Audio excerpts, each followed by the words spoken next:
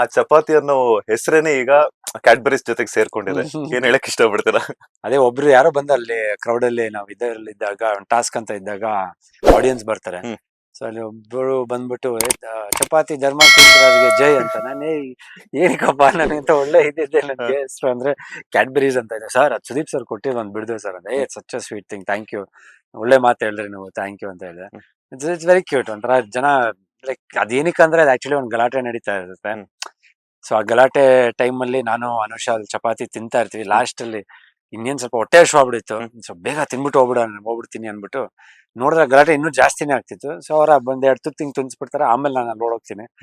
So ಅಲ್ಲಿ ಹೊಡೆದಾಗ first ಬಿಡಿಸೋದು, ಚೈತ್ರಕನ ಬಿಡಿಸೋದು, ಆಮೇಲೆ ಜಗದೀಶ್ ಅವ್ರನ್ನ ತಡೆಯೋದು ಇದೆಲ್ಲ ಆಗುತ್ತೆ. ಬಟ್ ಅಲ್ಲಿ ಹೆಂಗಿತ್ತು ಅಂದ್ರೆ ಫ್ರೇಮು ಏನೇ ಆಗ್ಲಿ ಮನೆಯಲ್ಲಿ ಇಲ್ಲ ಪ್ರಪಂಚ ಏನೇ ಆಗ್ಲಿ ನಾವ್ ಮಾತ್ರ ಫಸ್ಟ್ ಒಂದ್ ಚಪಾತಿ ತಿನ್ಕೊಂಡು ಆರಾಮಾಗಿರೋಣ ಅಂತ ಹಂಗ್ ಪೋಟ್ರೆ ಆಗಿತ್ತು. ಬಟ್ ಇಟ್ಸ್ ಆಲ್ ನ್ಯಾಚುರಲ್ ಆಗಿದೆ ಅದೆಲ್ಲ.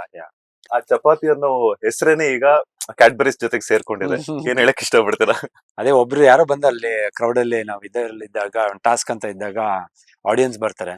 ಸೊ ಅಲ್ಲಿ ಒಬ್ಬರು ಬಂದ್ಬಿಟ್ಟು ಚಪಾತಿ ಧರ್ಮ ಕೀರ್ತಿರಾಜ್ಗೆ ಜೈ ಅಂತ ನಾನೇ ಏನಕ್ಕಪ್ಪ ನನಗಂತ ಒಳ್ಳೆ ಇದ್ದಿದ್ದೆ ನನ್ಗೆ ಹೆಸರು ಅಂದ್ರೆ ಕ್ಯಾಡ್ಬರೀಸ್ ಅಂತ ಇದೆ ಸರ್. ಅದು ಸುದೀಪ್ ಸರ್ ಕೊಟ್ಟಿದ್ದು ಒಂದು ಬಿಡ್ದು ಸರ್ ಅಂದ್ರೆ such a sweet thing, thank you, ಒಳ್ಳೆ ಮಾತು ಹೇಳಿದ್ರಿ ನೀವು, ಥ್ಯಾಂಕ್ ಯು ಅಂತ ಹೇಳಿದೆ.